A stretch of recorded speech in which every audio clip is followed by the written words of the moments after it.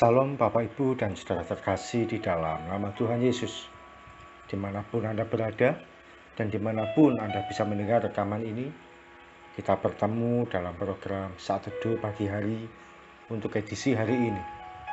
Sebagai dasar kebenaran firman Tuhan, saya akan bacakan dari 2 Samuel pasal 9 ayat 13.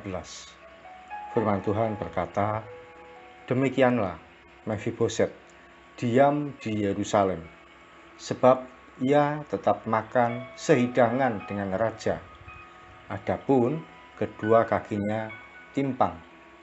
Sahabat Kristus, Mefiboset merupakan anak dari Yonatan, sahabat Daud yang sudah mati saat dalam pertempuran melawan Filistin.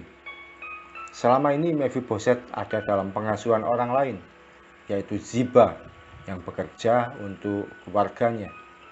Saat masih kecil, dia sempat dilarikan ketika masa-masa pertempuran. Karena terburu-buru, dia pun terjatuh sehingga kakinya timpang atau pincang. Satu kali Daud ingin menunjukkan kasihnya pada almarhum sahabatnya itu.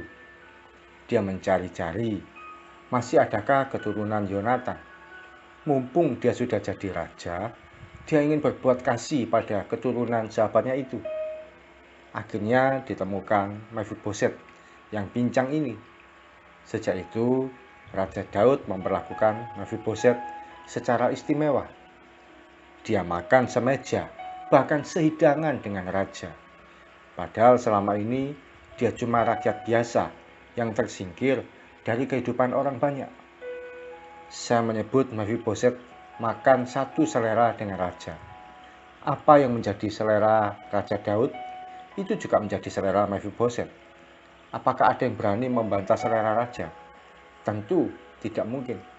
Segala yang enak dan lezat serta istimewa pasti disajikan.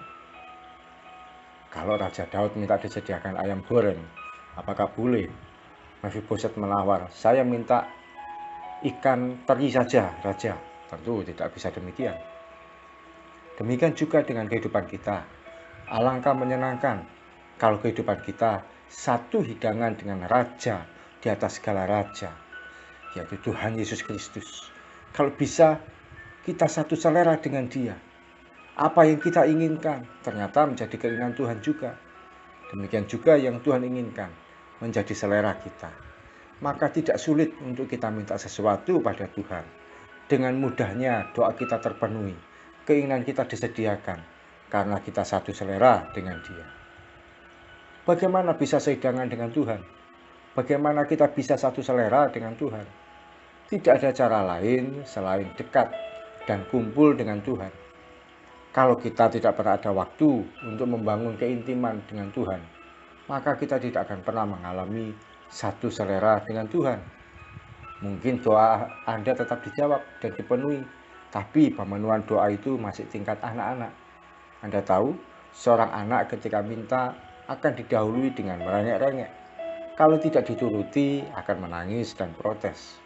Akhirnya orang tua pun memenuhinya.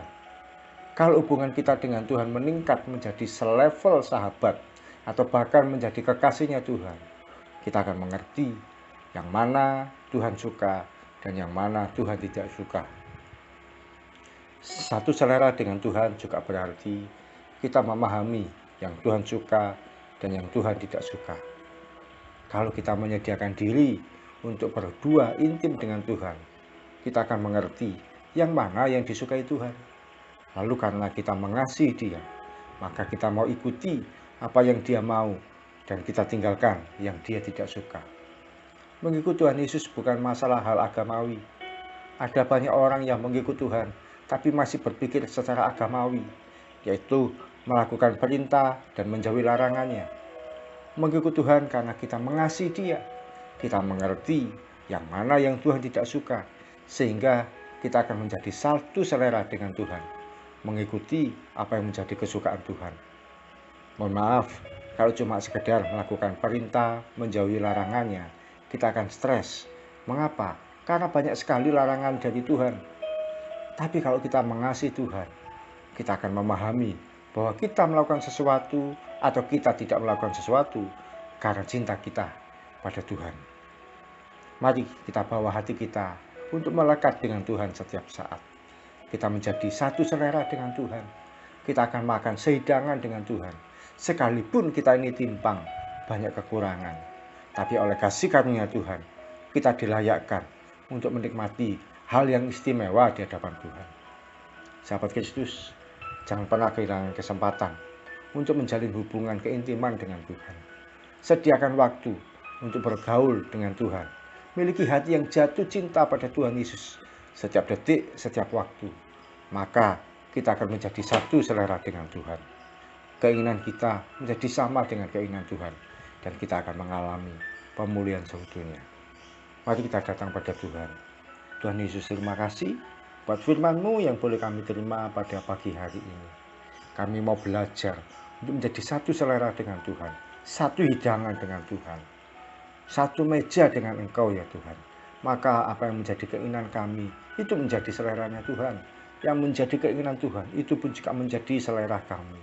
Sehingga kami tidak akan melakukan sesuatu hal hanya karena sekedar perintah agama, sekedar perintah atau larangan secara agamawi semata, tapi karena kami mengasihi Engkau ya Tuhan, maka kami melakukan yang terbaik dan menjauhi yang Tuhan tidak suka. Terima kasih Tuhan Yesus untuk firman-Mu. Terima kasih untuk peneguhan-peneguhan yang Kau berikan.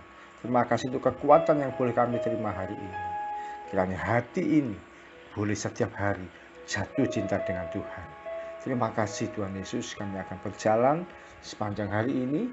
Kiranya kebaikan Tuhan, keajaiban Tuhan dinyatakan atas kehidupan kami, mulai pagi sampai nanti malam, bahkan sepanjang umur hidup kami.